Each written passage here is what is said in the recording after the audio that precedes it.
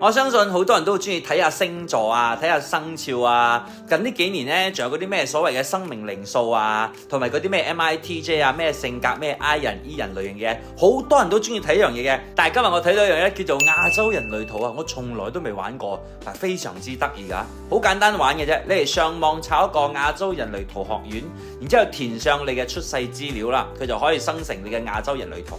然之後你再將呢個圖擺上去 ChatGPT 度。根據呢個圖片呢，請列出我嘅使用方式。嗱，你就會睇到一系列好得意嘅嘢。我呢度俾你哋睇係咩嚟㗎？其實我係真係希望大家都去試下玩呢樣嘢嘅，因為本人覺得前半段啦都講得我幾準確嘅，至於後半段嘅話，因為我未到嗰個年紀啦，所以我唔知道準確定唔準確啦。我希望係準確嘅，當然佢梗係寫我好，我自己希望啦，係咪？前半段有講我30歲前呢咩都中意嘗試下嘅，30歲到50歲期間呢，我係屬於嗰種觀察類型嘅，直到50歲之後呢，至成為榜樣類型嘅，所以睇下我以後啱唔啱咯。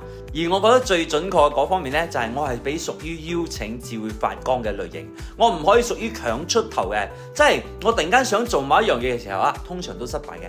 但係人哋想做某一樣嘢而邀請我去幫手嘅時候啦，係咪可？通常成功率都比較高嘅。咁仲有咩意思啊？去玩下啦，可以試下嘅。